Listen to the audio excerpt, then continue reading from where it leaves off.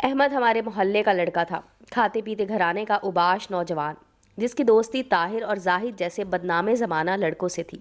حالانکہ والدین اس کو بہت منع کرتے تھے کہ ان دوستوں کے پاس نہ جایا کرو، ان کو لوگ برا جانتے ہیں، مگر احمد کسی کی نہ سنتا تھا۔ احمد کے والد نہایت شریف آدمی تھے، وہ گورنمنٹ کالج میں پڑھاتے تھے، جبکہ زاہد ایک زمیندار کا بیٹا تھا اور طاہر کے ابو نامی گرامی جیولر تھے۔ گویا ان لوگوں کو دولت کی کوئی کمی نہ تھی۔ والدین تو سبھی کے چاہتے ہیں کہ ان کے بچے پڑھ لکھ جائیں، مگر اولاد غلط راہ پر چل نکلے تو والدین بیچارے کیا کریں۔ احمد کے والد بھی یہی چاہتے تھے کہ ان کا بیٹا پڑھ لکھ کر انجینئر بن جائے یا پھر کسی اور اچھے پیشے سے منسلک ہو جائے۔ وہ خود پروفیسر تھے اور دنیا جہان کے بچوں کو پڑھا رہے تھے، مگر ان کا اپنا بیٹا بار بار FSC میں فیل ہو جاتا تھا۔ اس کی وجہ صرف اور صرف برے لوگوں کی صحبت تھی۔ حالانکہ وہ بہت ذہین تھا اور برے دوستوں کی صحبت کی وجہ سے بار بار FSC میں فیل ہوتا رہا تھا۔ حالانکہ 2 بہنوں کا بھائی تھا، اسی وجہ سے اس پر بہت سی ذمہ داریاں بھی تھیں، مگر وہ بھی ان ذمہ داریوں کو محسوس نہیں کرتا تھا۔ علینا جو سب سے بڑی بہن تھی، شادی شدہ تھی، اس کے 2 بچے بھی تھے، جبکہ چھوٹی ندا میٹرک کر رہی تھی۔ وہ بہت معصوم اور شوق سی لڑکی تھی۔ ہمیشہ خوش رہنے والی ندا اپنے بھائی احمد سے بے حد محبت کرتی تھی۔ یار آج احمد کو کیا ہو گیا ہے، ہمیں لفٹ ہی نہیں کرا رہا؟ زاہد نے سوال کیا۔ یہ اپنی ہی سوچوں میں گم ہے۔ جواب بھی نہ پا کر دوستوں نے احمد کی نگاہوں کا تعاقب کیا۔ وہ رستے میں آتی ایک معصوم لڑکی پر بڑے غور سے نگاہیں جمائے بیٹھا تھا۔ واقعی وہ لڑکی حور جیسی تھی، بے حد معصوم، اسکول کا یونیفارم پہنے تھی اور سخت دھوپ کی وجہ سے اس کا معصوم چہرہ چمک رہا تھا۔ وہ میٹرک کی طالب علم سونیا تھی۔ اس کی عمر بمشکل 15 برس ہوگی۔ دنیا سے بے خبر وہ اپنی دھن میں چلتی جا رہی تھی۔ وہ کم سن ہونے کے باوجود چٹان کی طرح مضبوط لگ رہی تھی۔ وہ کافی باوقار لڑکی تھی اور یہی چیز اس کی شخصیت کا خاصہ تھی۔ اس کے گھر کا ماحول پاکیزہ تھا۔ ماں باپ نے اس بچی کی بہترین تربیت کی تھی۔ وہ دنیا کی تمام آلودگیوں سے پاک تھی۔ وہ پاکیزہ دل اور پاکیزہ سوچ کی مالک تھی۔ احمد کے دل پر اس چاند سے مکھڑے نے کیا جانے کیا اثر کیا۔ وہ اتنے غور سے اسے دیکھ رہا تھا کہ وہ اپنے ارد گرد سے لاپرواہ ہو گیا۔ اس کو احساس ہی نہ ہوا کہ اس کے ساتھ دوست بھی ہیں جو اسے گھور رہے ہیں۔ کیا مر گئے ہو یار، سانس لینا بھول گئے ہو؟ زاہد نے اس کا کندھا ہلایا اور طاہر نے ایک تھپڑ اس کی کمر پر مار کر خوب ہلایا۔ ابے چوہا نہ بن شیر، ہم 3 ہیں، گاڑی میں اٹھا کر لے چلیں؟ یہ اتنی معصوم ہے کہ میرا حوصلہ نہیں ہو رہا کہ اس کو برباد کروں۔ اچھا تو پارسا ہے، پارسا ہی رہنے دے، ہم تو وہی کریں گے جو ہمارا دل کرے۔ اس دوران لڑکی کا گھر آ گیا اور وہ اپنے گھر چلی گئی۔ تاہم ان بدماشوں نے اس کا گھر دیکھ لیا تھا اور پھر مل کر اس کو اٹھانے کا پروگرام بنانے لگے۔ یہ بدماشوں کا ایک گروپ تھا جو لڑکیاں سرے راہ اٹھا کر گاڑی میں ڈال لیتے تھے، مگر موقع محل دیکھ کر تاکہ پکڑے نہ جا سکیں۔ پولیس کو کب سے ان کی تلاش تھی، مگر ان کو کسی کا خوف نہیں تھا، کیونکہ یہ اثر رسوخ رکھنے والے باپوں کے فرزند تھے۔ یہ ایسی کئی وارداتیں کر چکے تھے اور آج پھر ایک اور واردات کی منصوبہ بندی کر رہے تھے۔ مگر احمد کے دل پر سونیا کی معصوم صورت نے ایسا جادو کیا کہ وہ ان شیطانوں کے آج کے منصوبے میں شامل نہیں ہوا۔ البتہ وہ پہلے کئی بار ان کے منصوبے میں شامل ہو چکا تھا۔ گھر آ کر بھی احمد کا دل سونیا کی طرف اٹکا رہا۔ اس کا جینا چاہا کہ وہ گھر سے باہر نکلے یا دوستوں کی طرف جائے۔ آخر وہ بار بار فون کر کے اس کو بلانے لگے، مگر وہ نہ گیا۔ دوسرے روز رات کو اسے فون آیا کہ اب تو آ جا، تیری پسند کو فارم ہاؤس میں لے آئے ہیں۔ یہ فارم ہاؤس زاہد کے والد کا تھا، شہر سے دور سنسان جگہ پر تھا۔ اس کا والد اس فارم ہاؤس میں کم ہی جاتا تھا اور بیٹا اس دن جاتا جب وہ ایسی گھناؤنی واردات کرتا۔ اپنے اوباش دوستوں سے مل کر کبھی وہ کسی غلط قسم کی لڑکی کو بھی گھیر لاتے تھے، اور جو اپنی مرضی سے آتی یا پھر کوئی دوسری جو دھوکے سے ان کے جال میں پھنس جاتی تھی۔ اس بار وہ سونیا کو تو نہیں اٹھا سکے، مگر اس کی ساتھی کلاس فیلو کو اٹھا کر لے آئے تھے۔ انہوں نے اس کو سنسان گلی میں اس وقت گاڑی میں ڈالا جب وہ چھٹی کے بعد اسکول سے گھر واپس جا رہی تھی۔ گاڑی میں ڈال کر اس کے منہ پر رومال رکھ کر بے ہوش کر دیا تھا اور پھر فارم ہاؤس میں لے آئے۔ جب لڑکی کو ہوش آیا تو اس نے خود کو ایک سنسان جگہ پر پایا اور یہ اجنبی نوجوان اس کے اطراف موجود تھے۔ انہیں دیکھ کر وہ رونے لگی اور یہ اس کے رونے سے محفوظ ہونے لگے۔ تبھی ان میں سے ایک نے کہا، یار ابھی اس کو تنگ نہ کرو، بیچاری کو کچھ کھانے پینے کو دو، دوپہر سے بھوکی ہے۔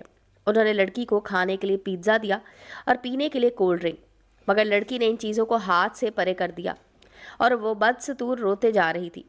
طاہر بولا، یار استاد کو بلاؤ، ہم سے نہ مانے گی، وہی ان لڑکیوں کی نفسیات سمجھتا ہے۔ और ये उससे जल्द मान भी जाती। हमें तो ये खूब तंग करती हैं, रो रो कर हलकान हो जाती हैं, खूब नखरे दिखाती हैं। उस्ताद को ही मालूम है कि कैसे खुशी खुशी लड़की को राम किया जाए।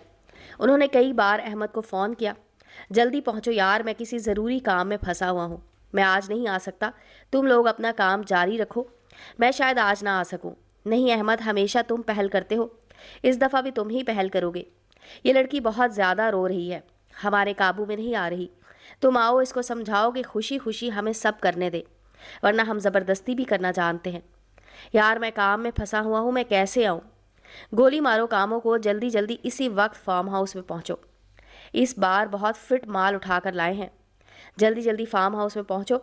बिलाखिर इसको जाना ही पड़ा, और जूँ ही वो फार्म हाउस में पहुँचा, गाड़ी की आवाज़ सुनकर ताहिर और जाहिद की बाछें खिल गई कि लो जी, आ गया हमारा शेर, अब हमें किसी बात का कोई डर नहीं। दोनों कहका लगाकर हंसने लगे। यार तेरा ही इंतज़ार था, वरना हम देर ना करते। यार ये वही लड़की है जिसने उस रोज़ जाहिद को गालियाँ दी थी, आज बदला चुकाने का दिन है।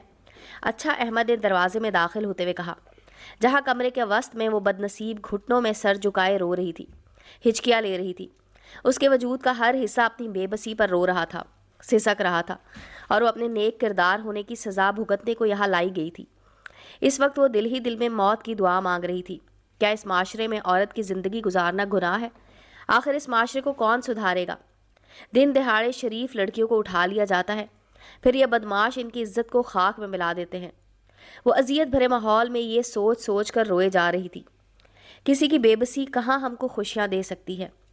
क्या हम किसी के जनाजे पर अपनी खुशियाँ मना सकते हैं? एक लम्हे को अहमद ने सोचा ज़रूर, मगर अगले ही लम्हे उसने इस ख्याल को झटक दिया कि ऐसी बातें बाज़मीर लोगों को ही ज़ेब देती हैं। ज़िंदगी अयाशी का नाम है, 2 दिन की ज़िंदगी है, खूब अयाशी करके गुजारनी चाहिए। कमरे में नीम तारीकी फैली हुई थी। लड़की ने उनके आगे हाथ जोड़े, उनको उनकी बहन की इज्जत का वास्ता दिया, मगर बेरहम लोग कब किसी पर रहम करते हैं। ताहम अहमद ने उसको ख़बरदार किया, रुक जाओ, किसी की इज्जत का दामन तार तार करने से पहले देख लो ये कौन है। उसने जाहिद से कहा, क्यों इतना अंधेरा कर रखा है यार, बत्ती जलाओ। लाइट ऑन होते ही रोती हुई लड़की की आंखें चुधिया गईं, और उसके साथ अहमद को ऐसा लगा जैसे उसके पैरों तले से ज़मीन खिसक गई हो। उसको अपनी आंखों पर यकीन नहीं आ रहा था, क्योंकि जिस लड़की को उसके बदमाश लोग ज़बरदस्ती उठाकर गाड़ी में डाल कर लाए थे, वो उसकी सगी बहन निदा थी। निदा अब फटी फटी निगाहों से उसको देख रही थी। अहमद भाई, आप हो इनमें? खुदारा, ये दिन देखने से पहले मैं मर क्यों ना गई। तुम लोगों की बहनों की इज्जत तार तार करते हो, आज तुम्हारी अपनी बहन की इज्जत लूटने जा रही थी। उफ खुदाया, इतने बेगैरत हो गए, ये मैंने कभी नहीं सोचा था। चुप करो, खामोश हो जाओ, उसने धाड़ कर कहा, और तुम लोग दफ़ा हो जाओ मेरी नज़रों से। जानते हो ये कौन है? ये मेरी सगी बहन निदा है। मेरी इज्जत तुम इसको उठा कर ले आए हो, तुम्हें और कोई ना मिली थी? इसको गज़बनाक देखकर जाहिद और ताहिर बदमाश लोग वहाँ से भाग निकले। तब अहमद ने निदा से माफ़ी मांगी, उसके पैरों पर हाथ रख कर बोला, माफ़ कर दो मेरी बहन, आज के बाद मैंने तौबा की और कभी आइंदा इन बदमाश लोगों का साथ नहीं दूंगा, बल्कि उनका मुंह भी नहीं देखूंगा। अहमद निदा के पाँव में गिरकर ज़ारों के तार रो रहा था। वो बिलक बिलक कर निदा से माफ़ी की भीख मांग रहा था और बार बार अल्लाह का शुक्र अदा कर रहा था कि रब ताला ने उसकी बहन की इज्जत महफूज रखी। अहमद फ़ौरन उठा, रोते हुए उसने अपनी बहन के सर पर चादर डाली और गाड़ी में उसको लेकर घर आ गया। उसके बाद अहमद ने तौबा कर ली। अपनी इज्जत की बेतौकीरी देखी तो एहसास हुआ कि दूसरे की इज्जत जब मट्टी में मिलाई जाती है तो इसको भी ऐसी ही अजियत मिलती होगी। इस एहसास ने इसको शैतान से इंसान बना दिया और निदा ने इसका भरम रख लिया। उसने किसी से अहमद का जिक्र ना किया कि कोई अपने भाई से बेहद मोहब्बत करती थी। आज तकदीर ने ऐसा रंग खेला कि इसको अपने भाई की शख्सियत के घनौने पहलू पर पर्दा रखना पड़ा, और निदा के अब्बू को अगर ये पता चल जाता तो अहमद को उसी वक्त शूट कर देते। अहमद निदा का भाई था, इसलिए वो इससे नफरत ना कर सकती थी। निदा ने अहमद को इस शर्त पर माफ़ कर दिया कि आइंदा कभी वो गुनाह की दलदल पर कदम नहीं रखेगा। अहमद ने जो वादा किया उसको उसने पूरा भी किया और हमेशा सही रास्ते पर निकला। अपने दोस्तों को भी तलकीन करता रहा, अपने वतन की हर बेटी और बहन की इज्जत के मुहाफिज बनो, कभी किसी की तरफ मैली आंख से मत देखना, वरना कुदरत का इंतकाम बहुत बुरा होता है। अल्लाह की पकड़ में जो लोग आ जाते हैं वो फिर इसकी पनाह ही मांगते रह जाते हैं।